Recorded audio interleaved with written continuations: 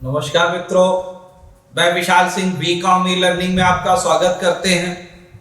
आज company act 2013 section 10 के अंतर्गत effect of the memorandum of association and article of the association पार्षद सीमा नियम और अंतर नियम पर सेक्शन 10 के क्या प्रभाव पड़ते हैं, इसके विषय में यह बताया जाए। जैसा कि स्पष्ट है, MOA चाहे AOA यह एक प्रकार का कंपनी का अपना रेगुलेशन होता है जिसके अंतर्गत कंपनियां कार्य करते हैं।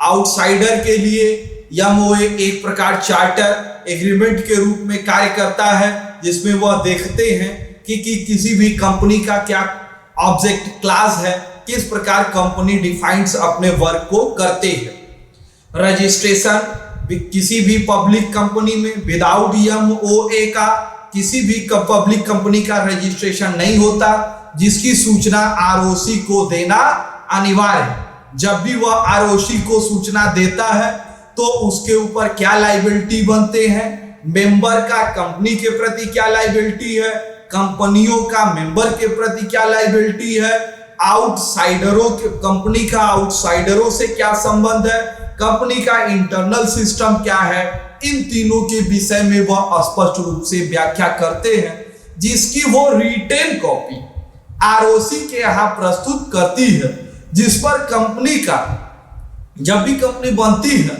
इनकॉर्पोरेशन से पहले या तो प्रमोटर या उसके द्वारा एजेंट के रूप में जो भी व्यक्ति नियुक्त है उसका सिग्नेचर होना आवश्यक होता है।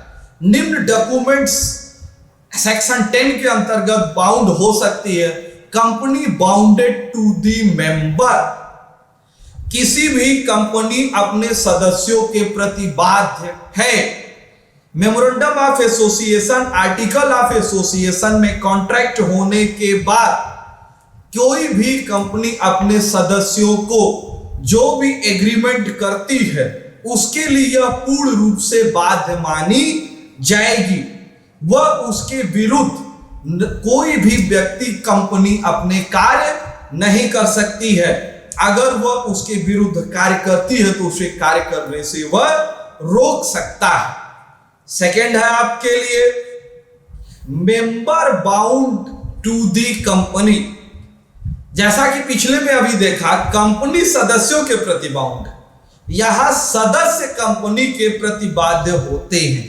इसी प्रकार से सदस्य भी कंपनी के प्रति बाध्य होते हैं कि जैसे कंपनियों ने बाध्य रहे तो आप उनके नियम के विरुद्ध कार्य नहीं कर सकते, क्योंकि आपने कंपनी का MO देखकर ही कंपनी में फंड राइजिंग के रूप में पैसे का इन्वेस्टमेंट किया है।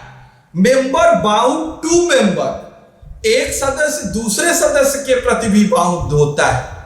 एक सदस्य दूसरे सदस्य के प्रति कोई अस्पष्ट व्याख्या या एग्रीमेंट डिटेल्स नहीं है, लेकिन जब दो सदस्य आपस में कंपनी का कोई भी फंड राइजिंग में करते हैं तो किसी कारण से कोई दिक्कत होती है तो वो कंपनी से बात कर सकते नहीं कि एक दूसरे के ऊपर कोई भी केस या बात दायर कर सकते हैं। वो ये नहीं कर सकते मिस्टर A B के कहने पर मैंने इनका शेयर खरीदा, अब मिस्टर B मुझे डिविडेंड्स दे। डिविडेंड तो कंपनी दे, आप कंपनी के ऊपर लायबिलिटी हो सकते हैं, ना कि किसी के मेंबर के प्रति। Company and member not bound to outsider, company और सदस्य किसी भी बाहरी व्यक्ति के साथ कोई भी प्रकार का बाध्य नहीं है।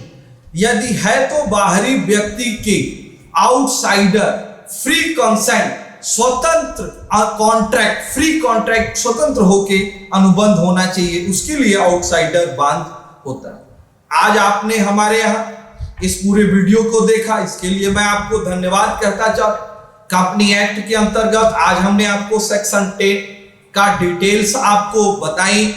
आपसे विनम्र अनुरोध है कि मेरे इस बीकॉम ई लर्निंग के चैनल को लाइक, सब्सक्राइब एंड शेयर करिए, बेल आइकन का बटन दबाइए, जिससे मेरे कोई भी वीडियो की फर्स्ट नोटिफिकेशन आप तक पहुंच जाए। आप अपने स्वास्थ्य को बनाए रखें। धन्यवाद।